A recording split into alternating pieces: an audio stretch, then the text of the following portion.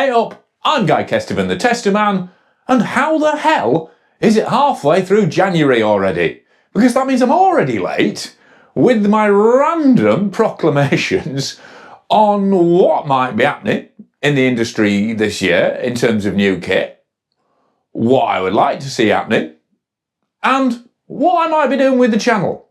Because that is hopefully why you've clicked to come here and watch this.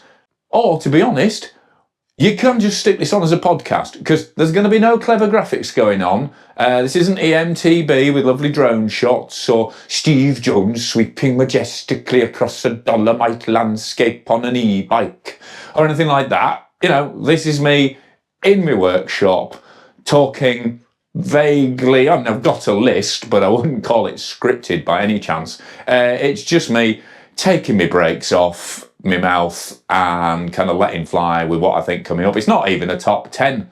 It's just me chatting about next year in mountain biking and gravel biking. So it works just as well, just as badly as a podcast as it will just you actually watching me. So let's get that out of the way. Oh, subscribe if you haven't subscribed. If there's one thing I could ask in 2025, it's that more of you subscribe and that more of you tell your mates. Because you're clicking into this. I mean, I know, it's a big ask. It's something of a dirty secret for a lot of people, I would imagine. You know, you've got to be careful who you expose this kind of thing to. They might think differently afterwards. But if you've got some mates you think will be into all this nonsense, then please let them know about the channel. And, you know, if they don't speak to you afterwards, they probably weren't really your mates anyway. And with that out of the way, there's only one more thing I need to highlight, and that is the fact I've just done an intro to the fact that Met helmets are now my channel sponsor this year. Well, they're my helmet sponsor this year. And super stoked, genuinely super stoked to have the Italian brand providing me with a range of trail and gravel helmets. Really nice kit, really nice tech, and particularly fantastic colours. And you might have already seen the jaw-droppingly awkward intro video I did, which was kind of scripted a bit because my first one was too loose, and then the one that's actually come out looks like I'm being held hostage by Al Jazeera. But yeah, so anyway, massive thanks to Met, and I thought I would make them the unofficial sponsors of this new stuff for 2025 thing, because they're a new thing for 2025. Still here? Well, thank you. Your patience is remarkable. So, like I say, almost halfway through January, almost time to start thinking about bike of the year. I mean, the rate it's going, it'll seem like it's next month. So what bikes, neat segue, huh? What bikes do I think might be on that list? I mean, for a start, there are still bikes coming out. Definitely, it's been choked back. People are kind of pushing them out nervously. It's not the normal flood of press launches I'd be being worked, I'd be told about at this time of the year. And to be honest, I'll be picking and choosing between them as well. There's a couple I've already gone, yeah, but it's not really me. And yes, those are e-bikes. I mean, e-bikes undoubtedly going to be huge again this year. Particularly excited. I mean, I should probably try that DJI, shouldn't I? It does look like that's the new benchmark, but really excited. What really excites me is the new, what would you say, DJI Druid? Druid? Basically, Forbidden look like they're using a DJI motor. They're not the only people moving to DJI. I know some other brands, even some big ones, beginning with M, are rumoured to be moving to DJI this year, just for that power, smaller motor, and just all the things that people are raving about that Amflow. Because apparently DJI did go to the industry and go, look, we're doing this. We kind of know about motors. We make tiny things fly and, with cameras on, and we're quite good at the whole electric thing. And in a bit of a reenactment of the music industry and the Beatles, it seemed that everyone went, no, we've got motors, thank you very much, and kind of went, shooed them off like one of those poor blokes who comes around to sell you window cloths at your front door. And so they went, right, well, sod you then. I'll just whip the market out from under your old wheels. And kind of that's what's happened. So anyway, DJI Druid, I think that's going to be mint because that's still up there. People still ask me about the Forbidden Druid. Yes, if you want a bike to go silly fast on sections you normally stall on and soil your pants on, Forbidden Druid still gets my vote, and I'm still majorly cut up about the fact they had to send that back. But, you know, small company, limited resources, I get it. It's fine. I clearly don't hold a grudge.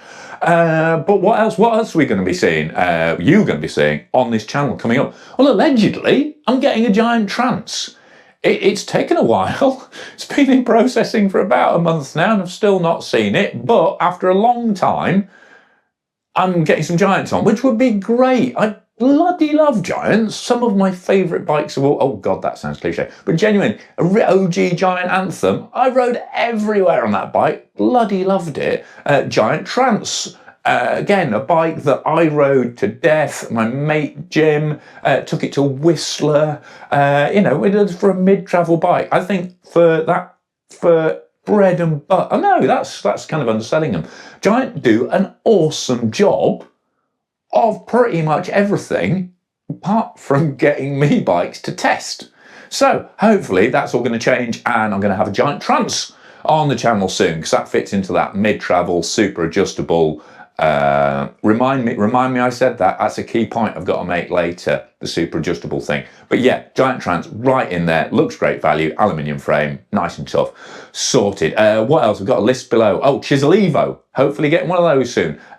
Specialised Alloy FS bike that I really liked last year, but with a longer fork. So a bit more down country, whatever that is. Hunter Killer. I want to call that Hunter Killer, which I've gone into before, but the idea of a bike that goes fast enough to chase things down and has enough fork travel and kind of gumption to bring them to the ground. Horrible imagery, but I like it because I'm a stag fleece wearing kind of modern savage. What else are we getting? Orbia Ois is coming in, hopefully. Not direct, but I've got a mate who's getting one who I'm going to steal it off because every time I do an XC bike test, inevitably someone goes, how's it compared to an Orbia Ois? And I need to know. I need to know. By all accounts, great bikes, great value, loads of package options. So that'll be coming up. Mason Macro, which their new alloy framed adventure. Is it a gravel bike? Is it a mountain bike? Has it really got the geometry of an old Cleland High Path? Who knows? There's one of those being painted in Italy at the moment, and it'll be coming my way for a build-up, various build-ups. You know I like to twist things around. So yeah, got that coming in if you're more in the sort of bike packing, heading off into the hills to find yourself and lose your mind kind of type of biking. That's coming. Voodoo Loco, that's a bike that a lot of you have been asking about. Basically a really, really good looking steel hardcore hardtail with a Mazzocchi fork in British Racing Green. Sounds good, huh? From Voodoo, so you buy it in Alfred's and it costs just over £1,000. So that sounds mint. Got Pipe Dream coming in. You know, I like an underdog brand, but Pipe Dream will be going for ages. So expect bikes from Pipe Dream. I think there's some Rondo stuff coming, some NS stuff. That's all the stuff that, Trek and Cervelo are definitely dropping bikes towards me. There's some other bikes coming from Santa Cruz as well. They have to wait a bit for them. Yeah, so there is lots coming on the bike front, and there's other bikes I'd like to see as well. I mean, surely Spark from Scott has got to appear this year. I mean, Matt Rack did a brilliant feature on Pink Bike about how his old Spark is still a brilliant bike, and he doesn't see any reason to upgrade it yet, which kind of, I think is where a lot of people are now. It's like, my bike's great, why would I need to buy a new one? You kind of sold me, you know, if I didn't have to buy a new one, I bought it at half price a couple of years ago when you started flogging everything off. And then, even though I didn't need to buy one, I bought another one, even cheaper, last year, because it just seemed rude not to. So, but regardless of that, you know, and regardless of the mess the industry's got itself into, I think that's going to be interesting to see if they bring them out. You know, is the new Santa Cruz a Blur? I don't know. That's another bike that people ask about, and You know, because again, I think that whole lightweight cross country, as in not just as in racing, not just as in pulling your peak off, shaving your legs and making yourself hurt up the hills, but just going out like the K's Explorer catalogue, you know, and going over far horizons and being a bit more gravel and, well, explorer-y about things. I think that's going to be really, really big this year. And going forwards, you know, the kind of ramblers on bikes, or at least trail runners on bikes. That sounds a bit more exciting, doesn't it? It's like, Red Sox, there's more. Look at me, I'm invigorated and slim and living my best life high on a ridge with a mouflon kind of vibe going on. So, quickly returns to, what else we got? Oh, we've got the news that all the World Cup downhill teams are so desperate to try and pay their way this year. A lot of them are now using rubber bands and gearboxes to drive their bicycles downhill. So, I mean, hopefully we won't see lots of rubbery Aaron Gwyn incidents where they snap the Gates drive rather than the chain. But so we've got Atherton and a whole bunch of, go read Pink Bike, it was on there yesterday. Loads of people competing for this prize in the World Cup, where the first bike to win a World Cup with a Gates belt drive, basically like one of those fan belts off your car, wins $100,000. So that's an interesting tech. I mean, you know, things like automatic gearboxes with EMTB seems a massively obvious thing. That just seems like it'll solve a whole load of derailleur woes coming up. Gearboxes, it's one of those things that it's the classic everybody on the forum wants them, but actually in reality when I've tried them, actually the best way I can describe it is like, it's a really good, all the gearboxes I've tried so far, they give you a really good idea of what it's going to be like when the arthritis in your knees really kicks in. And, you know, there's some big efficiency things to overcome with them. But then if you've got a big old motor and a big battery kind of doing the grinding for you, then maybe they are that special blend and roast. That was the wrong hand signal that everybody's been looking for. Again, gearboxes, electric motors, this is carrying technology. And also there's some simpler stuff. SRAM T-type manual has been seen in the wild, so I don't think I'm going to get punched. Oh, Alex, I'm sorry. Like that by SRAM for mentioning that T-type with clicky shifting with connected with a cable is coming. That'd be interesting to see what they do with that. Will they take it 13 speed to match that SRAM Red Explorer I was raving about last year? Please do. That would be nice. What else? What else do I know about? I had a great conversation last night with a certain Canadian clothing brand about how they're implementing the new PFAS-free or compatible, compliant. I think 'cause there's always trace elements in it, so it's a bit like alcohol-free beer. I can't say it's totally free, but there's some, you know, basically these forever chemicals that were great at keeping water out of coats are now being banned in most places. So everyone's working super hard to keep Greta and the dolphins happy while keeping you dry. And I'll be starting to use some of that tech on trial very, very shortly, ahead of a release later in the year. So that's going to be interesting. Maybe there'll be a waterproof out there that I can actually recommend you. That'd be nice, wouldn't it? Talking to clothing, Polaris. Brand,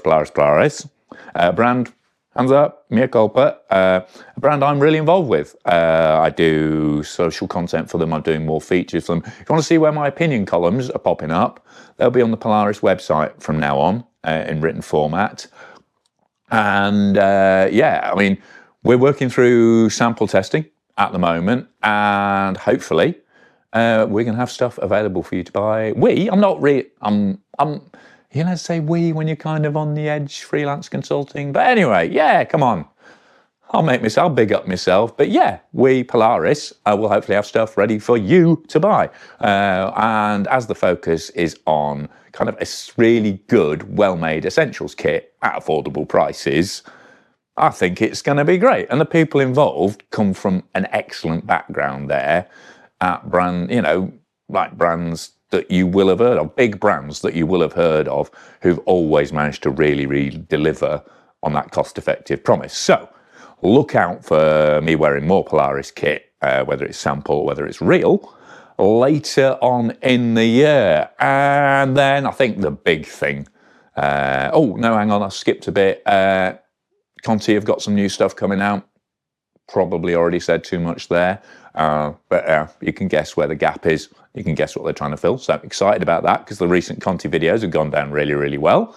And then I think the one product we're all like, please do a good job. Please, just, I mean, I don't know. I mean, yeah, Shimano.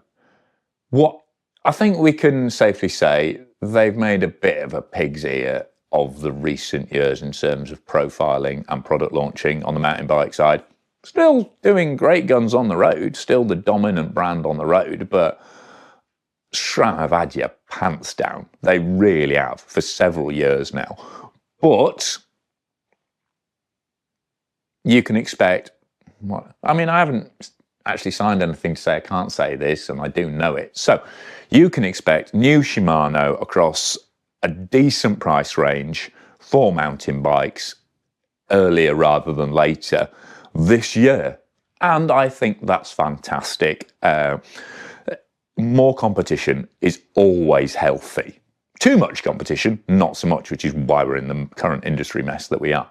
But more competition from major manufacturers, always healthy for the development of decent stuff. And so, I mean, Shimano, they were the original mountain bike group set manufacturers way back in the 80s and even late 70s. They were the guys going out to California going, oh, mountain biking, what's this?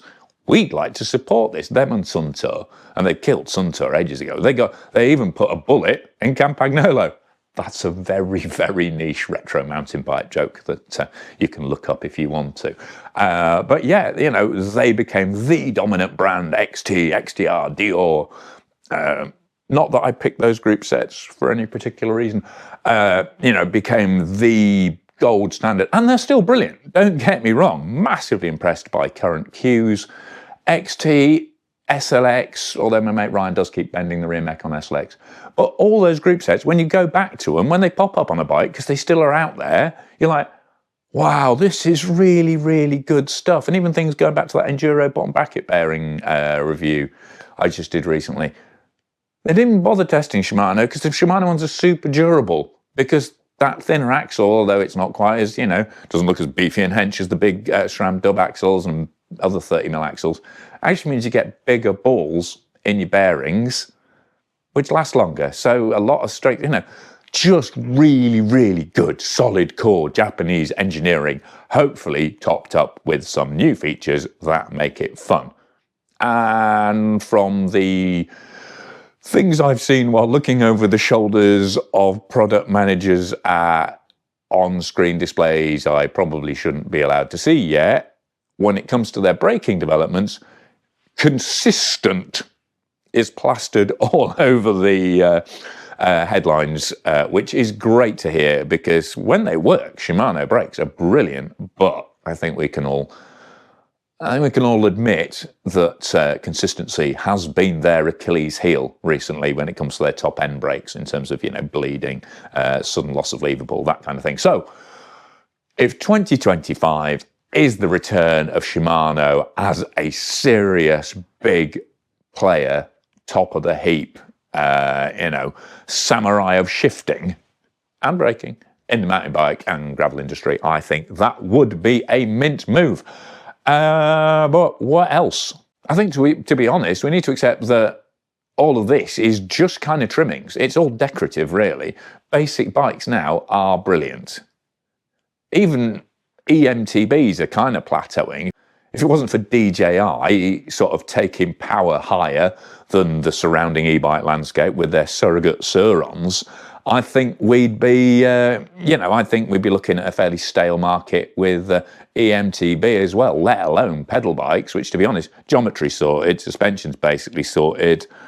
frame construction is basically sorted. You know, the bike you bought, like, again, going back to that Matt Ragg article, the bike you bought 4 or 5 years ago in COVID is still absolutely fine. You don't need a new one. So I think I'd love to see more of a focus on just making mountain biking more sustainable, not just in things like, again, more adjustable, more versatile bikes. So like the Trek Top Fuel I've got at the moment, which I can run as anything from a cross-country bike to pretty much an enduro bike, depending on fork. That's still something I'm experimenting with.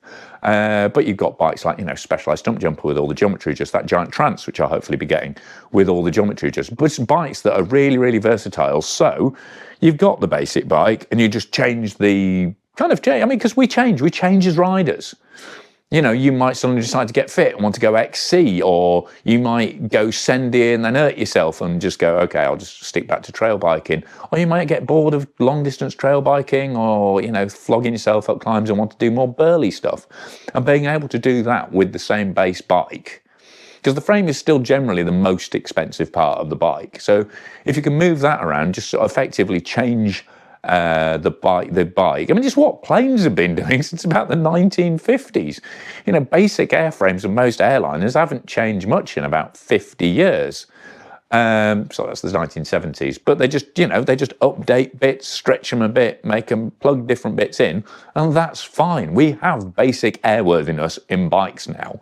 And hopefully, and I do know, in some circumstances, we're going to start to see more of a plug and play approach, even with things like e-bikes as well. So, more and more you can go, I want that battery, I want that motor power. But if you change your mind later, you can go, oh, okay, we can change that around. And we're already seeing it in a way that you could do yourself with things like the Y and the CX and SX motors in the same frame. But hopefully that's going to become more of an official thing that you can do going forward, because again, it's just less SKUs, or different models as the industry calls them, so there's less wastage, there's less bikes being made that might not be quite right for people, which hopefully will get rid of decrease the massive overstock issue that the industry is still facing. So I'm not really going to touch on the industry thing, because to be honest, I went into it a lot on the last video, but basically it's their mess. They need to sort it out. You're getting cheap bikes if you want them. So you're winning. Mountain bikers are winning from the situation. And I'm not going to go, oh, the poor bike industry. Yes, there are some people, collateral damage, but overall, it's your own bloody fault. You got greedy. There's too many options. There's too many right the way through. So again, the same old thing is support the people you really want to support, and every man for himself otherwise, which I guess, what's the other thing? Oh, that's a shame. That would have been a really good segue, accidentally, because my segues are always accidental, as I'm sure you know. The other thing I was going to say was trail. I mean, I could twist it, because I could say, it's great that there are all these new trail kind of advocacy organisations, because it is ridiculous that our entire sport is basically mostly, if we're most of us, it's based on riding stuff we're not supposed to ride. Whether that's footpath, cheeky trails, whatever you want to call them. Modern progressive mountain biking is not being developed for riding round the edges of farmers' fields on bridleways, or politely trickling down bridleways in the mountains going, oh, hello, Rambler sir, I do like your dog. Nobody needs a 65-degree ad angle on 170 mil of travel to get down a busy Rambler-filled bridleway, do they? No. So apart from bike parks, I've lost the plot. But anyway, there are lots of trail organisations now. Trail Project UK, which is the SRAM-sponsored one.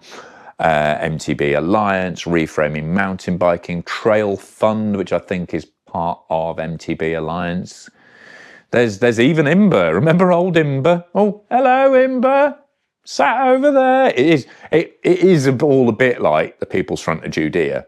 Monty Python's sketch. So in which case, Imber is probably like, splitters!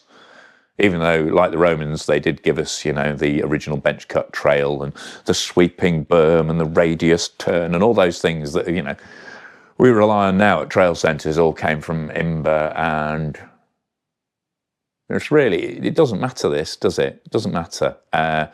What matters is have a look at it. Have a look at getting involved in trails. I think it'd be great if more people weren't hypocrites like me and didn't just go, yeah, I'm definitely going to do more trail building this year and sort out more trails. Get out there, get out with a spade. It's shit at the moment to ride your bike. It's horrible.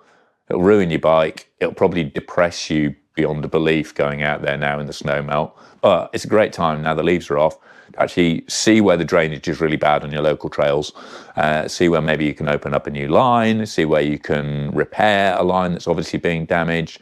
Go out there now, stay warm by shifting rocks, shoveling shit, and making the trails good again for summer. Because if we don't do it, well, a few people are going to do it, but they're going to get sick of doing it. And we're going to have less trails to ride, and the trails we get to ride will be worse. So get behind your local trail building crew. Keep an eye out on all the different trail alliances and organisations. If there's one that you like the look of, then get involved with that. Or, you know, just simply take a spade in your van, or, you know, stop and prune a tree when you get the chance when you're out riding. Let's just try and make mountain biking a bit more sustainable ourselves, because that's always the best way to do it, right? You know, if I can get all of, say, 1,000 of you watch this, and all of you spend an hour just looking after your local trails this weekend, that's 1,000 hours. That's 1,000 hours of trail maintenance. That's pretty damn impressive, isn't it? That's pretty good. Yeah. Right. Okay. I promise next time I'm out on the trail, I will do an hour. Match me. Tell me all about it in the comments. This should probably have been a separate video, really. It's probably been going on too long already. And I want to end off with kind of going back to that versatility, every man for himself kind of thing. What do you want to see from me here? You know, I've got a voice. A surprising amount of people listen to it. But how do you want me to crack on? You know, I've got carte blanche. I'm in this great position now where on YouTube, no one's telling me what to do, which sounds great, but I'll be totally honest, before Christmas, I had proper analysis paralysis. For years, I flogged myself to death for various websites and magazines and stuff like that for a little bit of a pat on the head from editors and the kind of, you know, little bit of heart bumpy pride of seeing my words or whatever, you know, photos in print. But I really struggled. When it was just for me, hello, self-worth issues. When it was just for me, I really, really struggled to prioritise that. So went for a bit of a flat spin, and here we are again. Because there are so many. Don't send me do send me ideas. I want to know what you would like to hear. That's kind of what I'm asking. But there is so much I can do in terms of how I present bikes to you. There's no point me being flashy. It's like a dog in clogs. It's just a mess. I even tried fancy thumbnails. Don't know if you noticed, tried a few fancy thumbnails before Christmas. Downloaded an app. They look fancy. You responded by not watching as many of them as you did the shonky old primary school sort of cut and paste stuff I was doing before. So I'll probably stick with primary school because it's quicker and it just feels more authentic and me. Because as cheesy as that sounds, I don't want to be doing this if it makes me feel awkward and I'm not comfortable doing it. See that Met intro for details. I'm just rubbish at feeling like I'm being pressured into something. But at the end of the day, this is how I support me doing mountain bike content now. This is my way of keeping in the mountain bike industry. So I ought to do what you guys want. So, I mean, the Guy Kestevan the Testaman seems to have gone down well, rather than I've been doing this for 28 years, because that was getting old. And people like Guy Kestevan the Testaman, so thanks to Tom Marvin from Bike Radar for coining that years ago. New mic seems to be going well, less echoey. But things like, do you want stills dropping into product reviews where appropriate? Do you want drone? I've used drone before. Nobody's ever mentioned it. Few people who I've done the videos for went, oh, I like the way you used a drone. Nobody watching seems to care. Chin shots from, on the helmet cam. When I've got my new parachute, got a GoPro mount on there, got an ultra wide lens. Could use some of them. What else? Ultra wide. Do you want to see me doing more flashy, sort of filmy stuff? It takes a while, and it takes a while for me to learn how to do it. So it does slow the process down. Or do you just want me to do? Do you want me to? Do you want more? I mean, obviously, more content is good, and it seems like the kind of trail XC gravel spread suits me better and suits you better as an audience. The sort of been getting a lot of thumbs up for looking at sub 1,000 gram tires, and everybody else seems to be heading towards the super heavy enduro stuff. So that's where I'm naturally living, I guess. Sub 150 travel. Not fussed on price point. If it weighs 16k and costs 16 kilograms and costs 1,500 quid, then happy days. If you can still ride it everywhere, I'm really happy to, feature that on the channel. But I will, I'll be doing e-bikes when they come up as well, because that's part of the landscape now. But I think I'm going to primarily remain pedal focused, because I'm more of an uphill type of person in terms of how I like to ride and how I like to make things unnecessarily awkward to myself, which is why I'm still here rather than frantically throwing things at you down an Aldi checkout, which probably pay similar. But yeah, I mean, do you want factory visits? I've done a few. The numbers aren't great, to be honest, and they take forever. Once you've gone back and forwards going, actually, we don't want that machine in the background and that person doesn't like to be filmed either. And they can take a bloody long time to edit, and then you put them up and they get like 1/10 of the views of a cross-country tyre review. And it's the same with editorial stuff. I mean, and interviews and route guides, that kind of thing. I mean, again, some people seem to like them. My opinion column on Bike Perfect back in the day, loads of people seem to like that. So do you want more sort of talking heads nonsense stuff, which I guess this is kind of an anthology of a whole load of issues that I should have chopped up into shorter chunks. But would you like to see that on the channel? Do you want top tips? Do you want Q&A? Do you want live stuff? Would any of you pay for extra exclusive content, above and, I mean, there's Patreon, it already exists, but I mean, thank you so much to my Patreon supporters for supporting the channel, but very few of you actually watch the ad-free edits that are on there. I try and get them up early, I try and get them up ad-free. But is it worth, would you, or are you just happy doing, if you really like what I've done or I think I've really helped you, you can hit the super thanks button anyway. Do you want a website? I've got guykestv.com registered. Do you want, a home with a forum and things like that? Apparently that's what, my daughter tells me that's what her big YouTube channels and favourites are doing. Maybe that's the thing. Do I do horoscopes? I did one for Maximum Mountain Bike back in the day, the Mystic Mouflon. And in fact, it's the only thing I've ever written that got me into the Guardian editor back in the day, which I guess sums up where I've gone in my literary career. Or, or do I just keep doing sort of fast show? I mean, I could even do, like I say, fast show. It's pretty much already like mostly a Paul Whitehouse sketch. This week, I have mostly been riding Continental Race Kings. Do I do more of that? Do I make it a complete kind of like semi-comedy sketch show just with products? I'm not shy about doing that kind of thing. I think the industry takes itself far too seriously these days, and perhaps injecting a bit of humour and being a bit silly about things is why we're here, because after all, we are just playing around. Whatever we've spent on the bike, we are just going round and round in circles in the woods like children. And that's why we love mountain biking and gravel biking.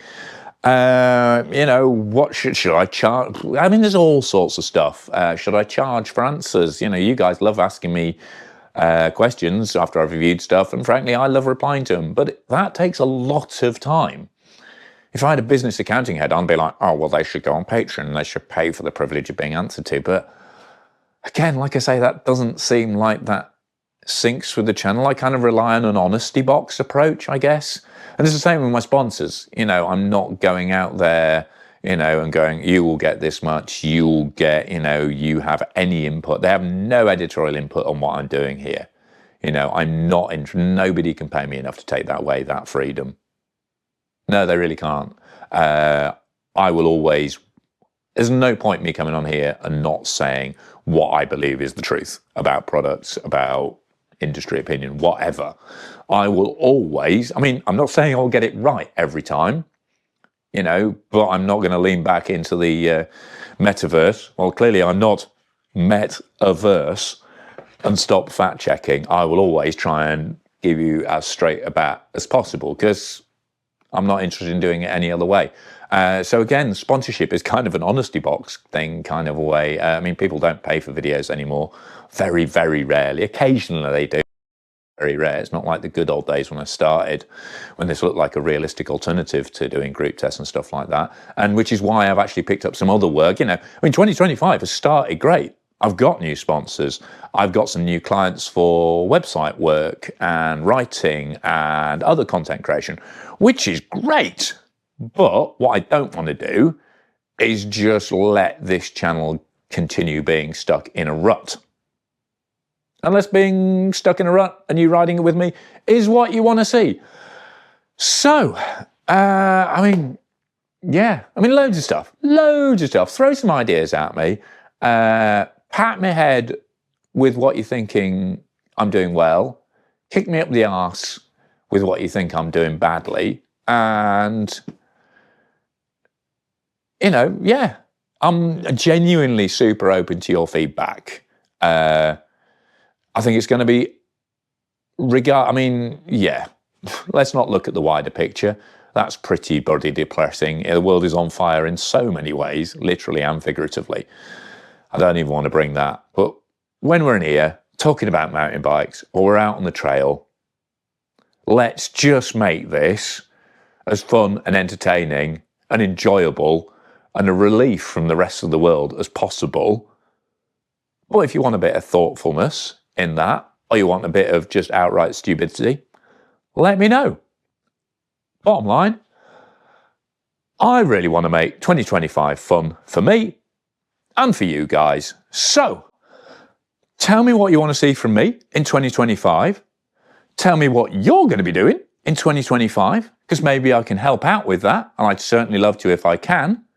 But most of all, thanks for supporting the channel in whatever way you do, and a big kiss from me for 2025.